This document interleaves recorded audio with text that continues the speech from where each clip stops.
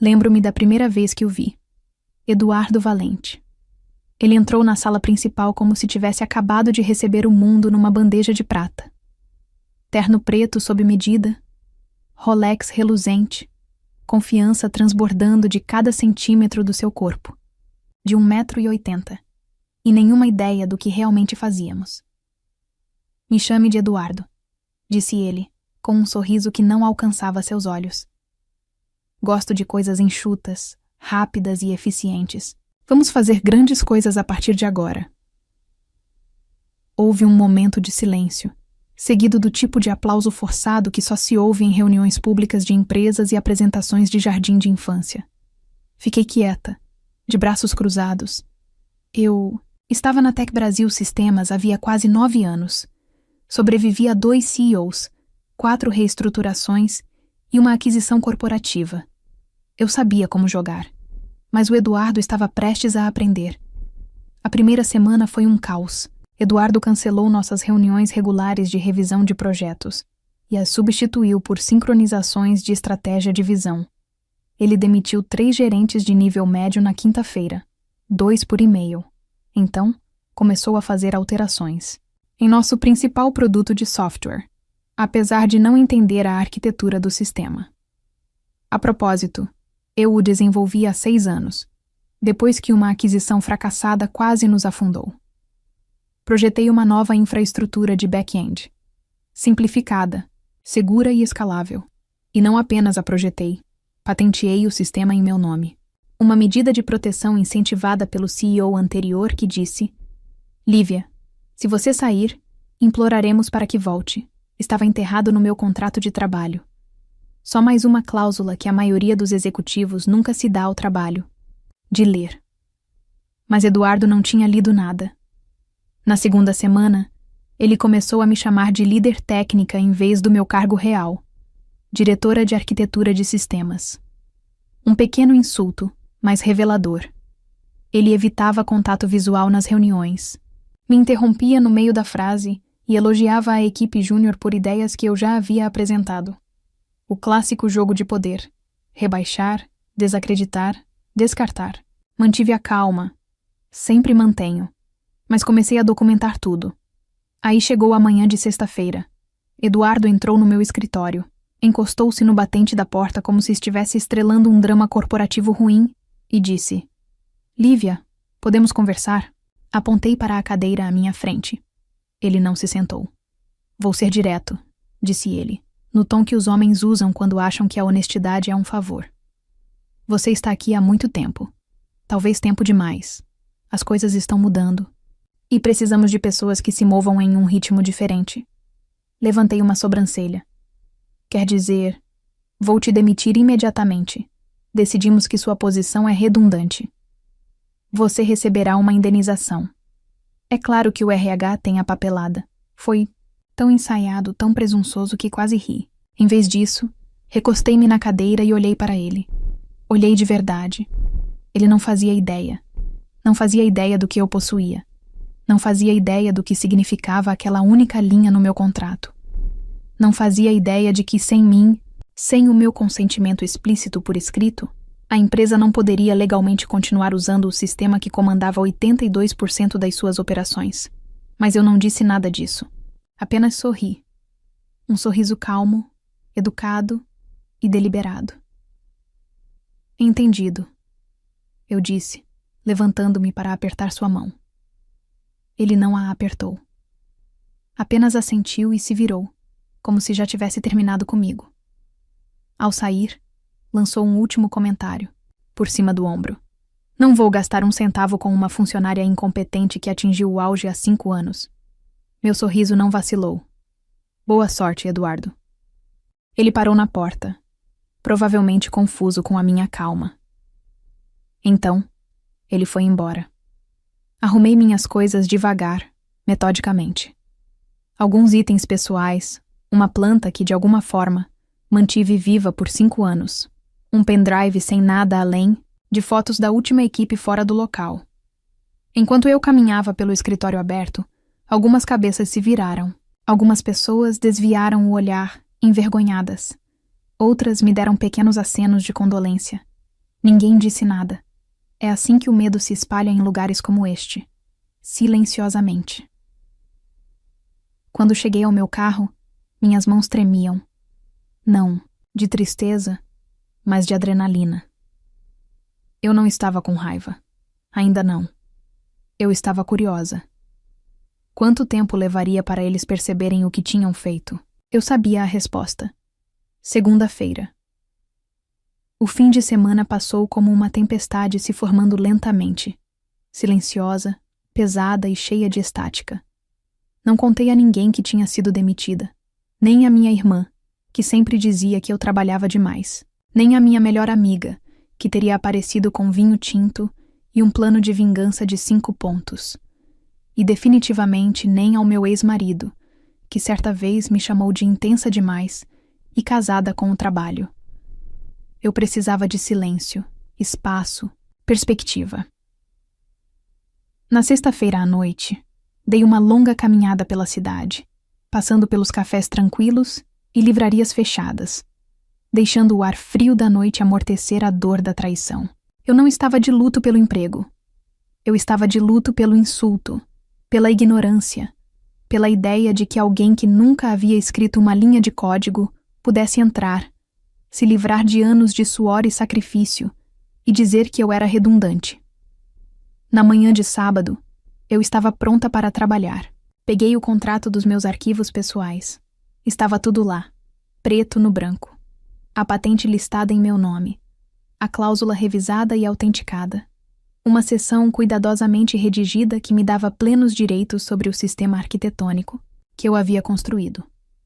A Tec Brasil tinha um contrato de licenciamento para seu uso, que exigia minha participação explícita para renovação, atualizações ou escalonamento. E esse contrato deveria ser renovado na segunda-feira. Dei uma risadinha. Não por ser engraçado, mas porque o timing era poético. Às 15h, enviei um e-mail para o jurídico da Tec Brasil, não da minha antiga conta corporativa, que já havia sido desativada, mas do meu endereço pessoal. O assunto era simples. Aviso de expiração do uso de propriedade intelectual. Atenção imediata necessária. Mantive a conversa objetiva, calma, sem drama. Apenas um lembrete de que, de acordo com nosso contrato de licenciamento, o direito da empresa de usar o sistema expiraria à meia-noite de domingo, a menos que fosse renegociado diretamente comigo, a detentora da patente. O não cumprimento constituiria uma violação da lei de propriedade intelectual, e o uso contínuo além desse prazo acarretaria consequências legais. Assinei formalmente e profissionalmente Lívia Moreira, inventora, vice-presidente de arquitetura, de back-end da Tec Brasil 2.3, patente número US9347901B. Enviei cópia para o conselho jurídico deles, para o nosso antigo CTO e, sim, para o Eduardo.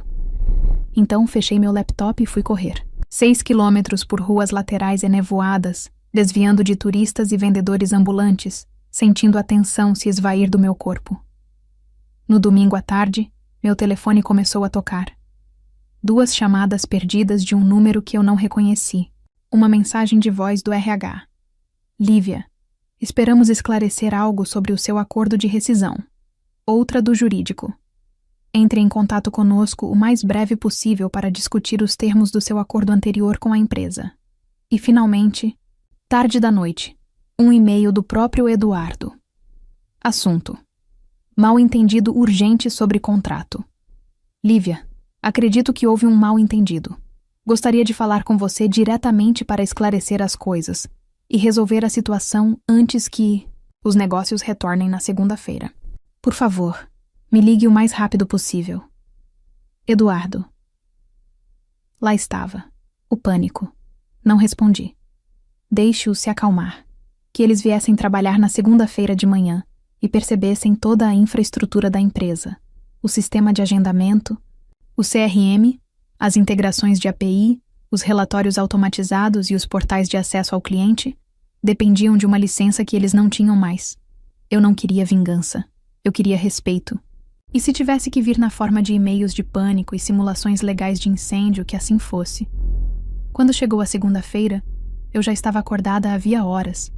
Café pronto, celular totalmente carregado, laptop aberto. Sentei no sofá, de legging e um moletom enorme, observando o relógio marcar 8 horas, o início oficial do dia de trabalho na Tech Brasil. Às 8h07 da manhã, minha caixa de entrada explodiu. Erro no sistema. Falha na autenticação do back-end. Urgente. Os clientes não conseguem acessar o painel. Lívia, por favor, me ligue agora. Do Eduardo.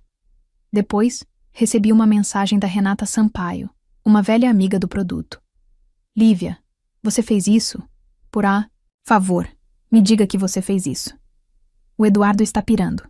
Sistemas inteiros fora do ar, reuniões canceladas, clientes ligando sem parar. O conselho foi informado. Sorri. Não por malícia, mas por clareza. Não se tratava de sabotagem. Era o que acontecia quando pessoas no poder presumiam competência sem provas e desprezavam valor sem compreendê-lo. Às 8h31, meu telefone tocou. Desta vez, eu atendi. Lívia. A voz de Eduardo ecoou pelo alto-falante. Uma calma forçada se sobrepôs ao pânico total. Precisamos conversar. Eu não fazia ideia da situação das patentes. Vamos levá-lo de volta ao escritório. Interrompi-o gentilmente. Estou feliz em conversar, Eduardo, mas não sobre um emprego. Estamos discutindo o licenciamento agora como parceiro externo. Silêncio. Lívia, disse ele novamente em voz mais baixa. Não vamos levar isso para o lado pessoal. Ah, respondi. Não é nada pessoal, é contratual. Então, desliguei. E assim, de repente, a verdadeira negociação começou. Entrei no prédio da Tech Brasil às 9h12 da manhã de segunda-feira. Não pela entrada dos funcionários, nos fundos, mas pelo saguão da frente. Meus saltos ecoavam pelo chão de mármore, firmes e deliberados. Um som desconhecido para mim, depois de anos entrando despercebida com uma caneca de viagem e uma bolsa para laptop. Não era uma devolução, foi uma reapresentação. A recepcionista piscou ao me ver. Senhorita Moreira, sorri. Tenho uma reunião com o jurídico. Ela assentiu rapidamente, claramente insegura do que estava acontecendo, e pegou o telefone. Sua mão tremia levemente enquanto discava. Eu podia sentir a energia na sala mudar. A maneira como as pessoas paravam no meio da conversa. Os olhares dos funcionários fingindo não olhar. Pegue o elevador para o 7º andar, ela disse. Eles estão esperando. Assim que entrei e as portas se fecharam, vi meu reflexo no painel espelhado, confiante, inabalável. Mas por baixo da superfície meu coração pulsava, não de medo, mas de foco. Passei o fim de semana me preparando para este momento. Não apenas para defender meu trabalho, mas para definir meu valor. Quando entrei na sala de conferências do jurídico da Tech Brasil, o tom era cauteloso. O conselheiro-geral da empresa se levantou para me cumprimentar, seguido por 2 membros da equipe jurídica interna e um consultor sênior que eu reconheci de uma fusão antiga. Eduardo não estava lá. Sentei-me na outra ponta da mesa. Deixe-os vir até mim. Lívia, começou o conselheiro-geral, com a voz suave, mas cortante. Agradecemos a sua presença. Queremos nos adiantar e resolver as coisas amigavelmente. Claro, respondi. Sou totalmente a favor de resoluções claras. Presumo que você tenha revisado o contrato de licenciamento. Ele assentiu. Revisamos sim. Suas alegações são válidas. A patente do sistema está registrada em seu nome e, de acordo com o contrato, o uso contínuo sem o seu consentimento constitui uma violação. E a data de renovação expirou à meia-noite, conforme indicado. Houve uma pausa. Então ele se inclinou para a frente. Gostaríamos de propor uma extensão retroativa do licenciamento por 1 ano. Mesmos termos, acesso operacional total. Sorri. Isso não vai funcionar para mim. Um murmúrio percorreu a sala. O consultor rabiscou algo em um caderno. Não estou aqui para voltar aos mesmos termos. Continuei calmamente. Estou aqui para renegociar de forma justa. Vocês estão passando por um período de inatividade, certo? Eles hesitaram. Disseram-me que isso está afetando todas as plataformas de atendimento ao cliente, relatórios internos e acesso de desenvolvedores. O conselheiro-geral finalmente assentiu. Sim. Então vamos falar de números, eu disse. Quero R$1.200.000 pelos próximos 12 meses. Trimestralmente renovável, não exclusivo, suporte completo ao sistema por mim diretamente ou por uma equipe de consultoria que eu aprovar. E um reconhecimento público da patente na documentação da empresa. Não foi um blefe. Foi um valor, alinhado ao mercado, com base no alcance e impacto do sistema. O silêncio na sala me disse que eles não esperavam que eu chegasse preparada. Não assim. Uma das associadas jurídicas pigarreou. É um aumento significativo. É reflexo de valor. Interrompi. Algo que esta empresa esqueceu de como mensurar. O conselheiro-geral recostou-se na cadeira. Precisamos levar isso ao conselho. Vou esperar. Eu disse simplesmente. Mas, só para você saber, cada hora de atraso afeta a confiança do cliente, sua reputação, a trajetória das suas ações. Eu recomendaria agir rápido. Eles não discutiram. Às 10h03, enquanto eu esperava do lado de fora da sala de conferências com uma garrafa d'água e meu celular no silencioso, avistei Eduardo andando de um lado para o outro no corredor, logo atrás do vidro. Ele ainda não tinha me visto. Quando finalmente me viu, sua expressão congelou. Depois, mudou. Primeiro para a confusão, depois para outra coisa. Reconhecimento. Ele caminhou em minha direção, com passos mais lentos do que o normal. Controlado. Lívia, disse ele, a voz forçada à civilidade. Eu não esperava que você viesse pessoalmente. Não, Eduardo, respondi calmamente. Você não esperava muita coisa. Acho que isso foi longe demais. Ele começou com as mãos nos bolsos, tentando parecer casual. Deveríamos ter conversado antes que os advogados se envolvessem. Quer dizer, antes de você me demitir? Levantei uma sobrancelha. Aquela decisão foi baseada em informações incompletas. Não, eu disse, de pé.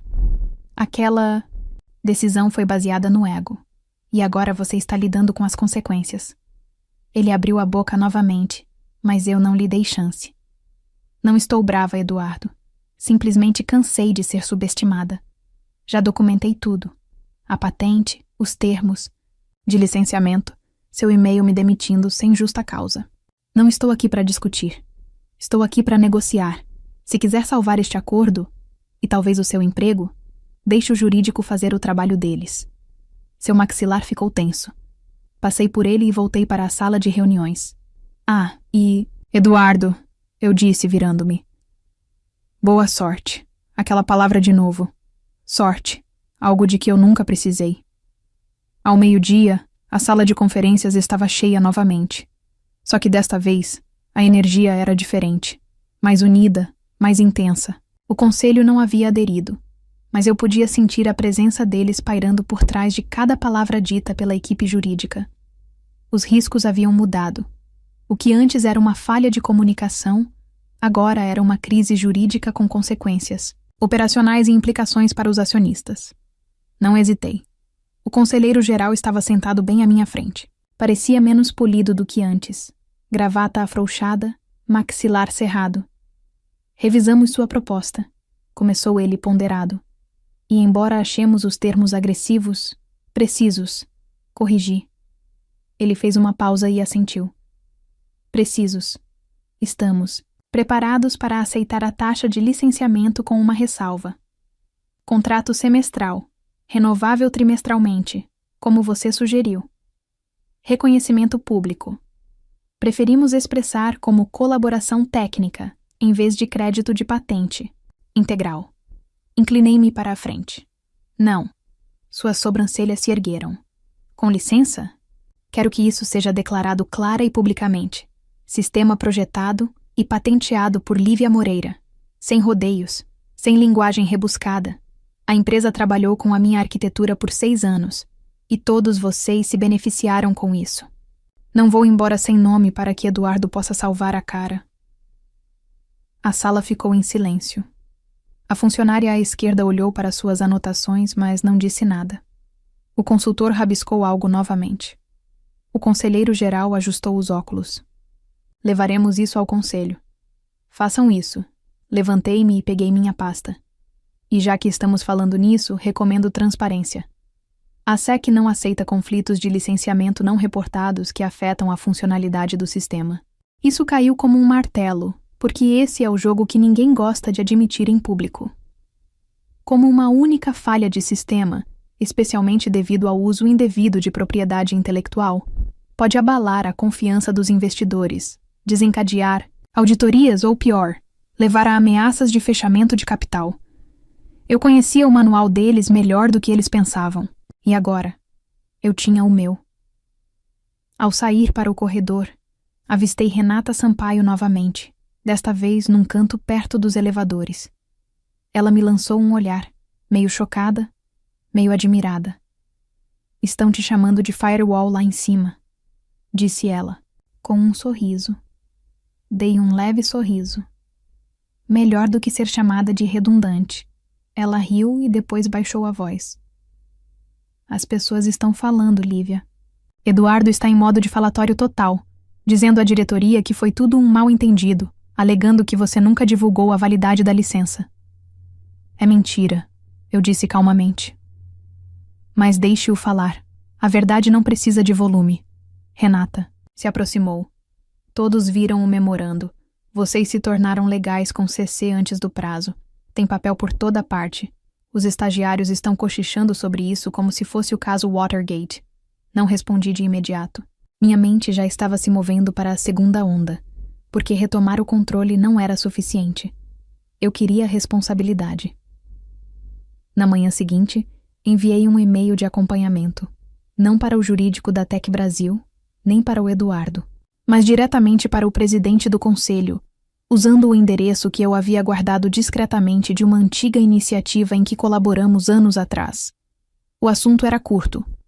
Sobre licenciamento do sistema, declaração pública e conduta da liderança. Fui respeitosa, concisa e objetiva. Descrevi o escopo da patente e sua necessidade operacional, o cronograma de rescisão e conflito de licenciamento, a decisão de Eduardo de demitir um arquiteto de sistemas-chave sem revisar as obrigações internas de propriedade intelectual e a falsa narrativa que ele agora estava divulgando. Concluí com uma pergunta simples. Se é assim que ele lida com recursos internos, como você espera que ele gerencie parceiros, fornecedores ou reguladores externos? Naquela tarde, a resposta não veio do presidente, mas de um representante sênior do conselho. Lívia, agradecemos sua clareza e profissionalismo. Saiba que levamos isso a sério. Analisaremos o assunto internamente com toda a documentação que você forneceu. Enquanto isso, apoiamos o acordo de licenciamento e esperamos que ele seja finalizado em até 48 horas, de acordo com os termos que você propôs. Lamentamos que a liderança da empresa não tenha reconhecido sua contribuição antes. Olhei para a mensagem por um instante e depois me recostei na cadeira. Não era um pedido público de desculpas, mas era uma mudança, não apenas na narrativa, mas também na dinâmica de poder. Mais tarde naquela noite, recebi outra mensagem da Renata. Lívia, o Eduardo está pirando. A reunião do conselho será amanhã cedo. O assistente dele disse que ele estava cobrando favores, tentando controlar a história. Respondi devagar. Deixa ele tentar. Eu tenho a verdade. E um rastro de papel maior que o currículo dele. O dia seguinte seria mais do que um acordo de licença. Seria um acerto de contas. O conselho se reuniu pontualmente às 9 horas da manhã de quarta-feira. Às 9h23, eu já estava conectada. Não pelo Eduardo, nem pelo jurídico, mas pelo próprio presidente do conselho. O e-mail foi breve, mas o tom foi claro. Junte-se a nós para uma sessão fechada às 11 horas. Sua opinião será valiosa para a discussão em andamento. Essa palavra de novo. Valiosa. 2 semanas atrás, eu era incompetente. Agora, eu era valiosa. A ironia teria sido engraçada se não fosse tão reveladora. Às 10h55, Entrei na sala da diretoria executiva no último andar do edifício da Tec Brasil. Uma sala onde eu só havia entrado uma vez, anos atrás, ao apresentar um roteiro de atualização do sistema para o CEO anterior. Naquela época, fiquei parada num canto, sem ser notada. Hoje, fui direto para a cadeira reservada para mim. Sem hesitar. Eduardo já estava sentado do outro lado, braços cruzados, o telefone virado para baixo sobre a mesa, como um acessório que ele não podia tocar. Sua gravata estava impecável, seu sorriso ensaiado, mas a preocupação em seus olhos não era fingida. O presidente do conselho abriu a sessão com formalidades e se virou para mim. Lívia, obrigado por participar. Revisamos os termos de licenciamento e sua documentação. Gostaríamos de ouvir sua perspectiva brevemente antes de deliberarmos. Concordei. Claro. Levantei-me, desdobrei minhas anotações, mas não as li. Em vez disso, olhei cada membro do conselho nos olhos e disse: liderança não é sobre controle. É sobre clareza, sobre conhecer os sistemas que impulsionam sua empresa, técnicos ou humanos. Quando um novo executivo entra em um sistema que não entende, ele tem duas opções: ouvir ou intimidar. Eduardo escolheu a segunda opção. Eduardo se remexeu na cadeira, mas não interrompeu. Ele me chamou de incompetente, me demitiu sem uma avaliação e ignorou as implicações legais da infraestrutura da qual dependia para manter a empresa funcionando. Pior ainda, ele só começou a ouvir depois de uma falha, depois que os servidores caíram e os clientes começaram a ligar. Deixei isso para lá. Tudo o que fiz, cada sistema que construí, foi projetado para proteger esta empresa. Mas nenhum sistema pode proteger você da arrogância. E se o seu CEO não entende a arquitetura das suas operações ou o valor das pessoas por trás delas, você não está apenas em risco legal, mas também fundamental. Silêncio. Então, um membro do conselho se inclinou para a frente. O que você faria se estivesse no lugar dele? Sorri levemente. Eu não estaria no lugar dele. Estaria ao lado de alguém que entende de produto, cultura e questões jurídicas. Eu construiria um modelo de liderança que valoriza a colaboração em detrimento do controle. E eu não esperaria por um processo judicial para começar a respeitar as pessoas que mantêm este lugar de pé. Houve uma pausa. Então, o presidente pigarreou. Obrigado, Lívia. Você pode esperar lá fora enquanto deliberamos. Levantei-me. Acenei para cada um deles e saí da sala. 10 minutos depois, ouvi vozes alteradas através da parede. Não as minhas, as do Eduardo. Ele estava se descontrolando, se esquivando, culpando o jurídico, o CTO, até mesmo o RH. Essa foi a sua última jogada, transferir a culpa até que ela se evapore. Mas desta vez não funcionou. Às 11h47, o presidente do conselho se retirou. Lívia, encerramos nossa sessão. Gostaríamos de falar com você novamente em particular. Segui-o de volta para dentro. Desta vez, Eduardo havia ido embora. O presidente sentou-se e cruzou as mãos sobre a mesa. Com efeito imediato, ele disse. Eduardo Valente foi colocado em licença administrativa, aguardando revisão formal. Emitiremos uma declaração, revisada à equipe, esclarecendo a situação e reconhecendo publicamente sua contribuição para a infraestrutura e a recuperação da Tec Brasil. Ele me entregou um rascunho impresso da mensagem oficial. O li a primeira linha em voz alta. Reconhecemos a liderança, a inovação e a propriedade intelectual de Lívia Moreira como vitais para o sucesso da Tec Brasil. Isso me atingiu mais do que eu esperava. Não porque eu precisasse do reconhecimento, mas porque eu sabia quantas mulheres na tecnologia nunca o obtiveram. Como você gostaria de prosseguir? Perguntou o presidente. Já concordei com o licenciamento, eu disse. Mas também gostaria de oferecer consultoria de curto prazo, sem retorno em tempo integral. Quero autonomia e quero ajudar você a construir proteções para que isso nunca aconteça com mais ninguém. Ele assentiu. Considere feito. Levantei-me e, ao me virar para sair, ele acrescentou. Lívia, sim, você não apenas protegeu o sistema, você salvou a empresa. Assenti suavemente. Eu sabia. Ao sair da sala, o peso que me pressionava havia dias começou a se dissipar. Não de uma vez, mas em pedaços, como uma armadura que eu não precisava mais. No corredor, Renata Sampaio esperava. Ele se foi. Ela sussurrou. Eu sorri. Ela ficou em suspenso por um instante. E você?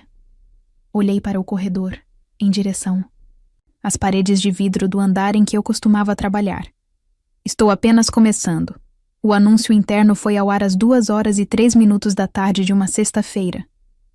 Com efeito imediato, Eduardo Valente foi colocado em licença administrativa, enquanto aguarda uma investigação completa sobre as decisões recentes da administração, incluindo procedimentos de rescisão e supervisão contratual. A Tec Brasil Sistemas também reconhece formalmente Lívia Moreira como a arquiteta da nossa infraestrutura principal. Seus termos de patente e licenciamento agora fazem parte do nosso acordo operacional oficial. Somos gratos por sua parceria e liderança contínuas durante esta transição. A mensagem era simples, mas dentro da empresa caiu como um raio. Quando saí do prédio naquele dia, o silêncio nos corredores se transformou em sorrisos cautelosos, acenos rápidos e murmúrios de parabéns, de pessoas que não me olhavam nos olhos havia semanas. Não era uma justificativa que eu buscava. Era reconhecimento. E mais do que isso, uma mudança. Na segunda-feira seguinte, encontrei-me novamente com o jurídico da Tec Brasil. Desta vez, não como um ponto de crise, mas para propor uma nova estrutura. Um sistema que salvaguardasse as inovações internas e protegesse os funcionários de práticas inadequadas da liderança. Incluía revisões automáticas de contratos de propriedade intelectual durante transições de liderança, denúncias anônimas de irregularidades diretamente vinculadas à supervisão do conselho e um programa de mentoria para engenheiros, juniores com foco em propriedade, crédito e definição de limites. Eu não queria simplesmente sair com uma vitória. Eu queria deixar algo para trás. Em uma semana, o contrato de consultoria foi finalizado. Eu ficaria por 90 dias, ajudando a estabilizar o sistema após o pânico e preparando o próximo arquiteto-chefe para assumir. Meus termos, meu ritmo, as pessoas ainda me perguntavam se eu voltaria em tempo integral. A resposta era sempre não, porque, embora eu amasse o trabalho, a empresa havia mudado. E eu também. Certa tarde, 2 semanas depois de assumir o cargo, eu estava do lado de fora, do prédio após uma longa reunião, e notei um grupo de estagiários passando. Uma delas, uma jovem de óculos grossos e um sorriso nervoso, parou ao me ver. Você é Lívia Moreira? Ela perguntou. Assenti, e seu rosto se iluminou. Só queria agradecer. O que você fez é meio lendário. Falamos sobre isso o tempo todo nos canais do Slack. Você tornou aceitável que as pessoas se manifestassem. Eu sorri sinceramente. Então continue se manifestando, eu disse. Não espere permissão. Ela assentiu e correu para alcançar o grupo, o que me deixou com uma sensação estranha. Não exatamente orgulho. Algo mais profundo. Legado. Naquele fim de semana, finalmente me permiti respirar. Peguei um trem para fora da cidade, desliguei o celular e observei o mundo passar pela janela. Pela primeira vez em meses, minha mente não estava pensando em estratégias ou planos de contingência. Apenas em silêncio. Paz. Naquela noite, escrevi no meu diário pela primeira vez, desde que tudo isso começou. Uma frase se destacou. Eu nunca pedi poder. Eu pedi reconhecimento. E quando eles não puderam me dar isso, criei minha própria mesa em vez de implorar por um lugar na deles. Nas semanas seguintes, as notícias começaram a vazar. A saída de Eduardo tornou-se permanente. A linguagem oficial citava diferenças irreconciliáveis de liderança. Houve rumores sobre outras reclamações, outras demissões que foram varridas para debaixo do tapete antes da minha. A cultura da empresa começou a mudar lenta, mas visivelmente. As entrevistas de desligamento estavam sendo reestruturadas. O treinamento interno agora incluía conscientização sobre propriedade intelectual e, pela primeira vez, a atribuição de créditos foi incorporada aos marcos da engenharia. Alguns executivos tentaram reescrever a história. Lívia sempre fez parte da equipe, disse um deles em um painel. Sempre valorizamos sua expertise. Eu não os corrigi. Não precisava. As pessoas importantes sabiam a verdade. O código também. A arquitetura que eu construí ainda se sustentava, e meu nome finalmente estava onde merecia. No sistema, nos créditos e na história. Meses depois, recebi uma carta escrita à mão do presidente do conselho. Lívia, você mudou a forma como pensamos sobre liderança, não lutando, mas permanecendo firme. Obrigada por nos mostrar como é a verdadeira autoridade. David, guardei-a na mesma gaveta onde guardava meus papéis de rescisão. Um lembrete de onde comecei e onde me recusei a terminar.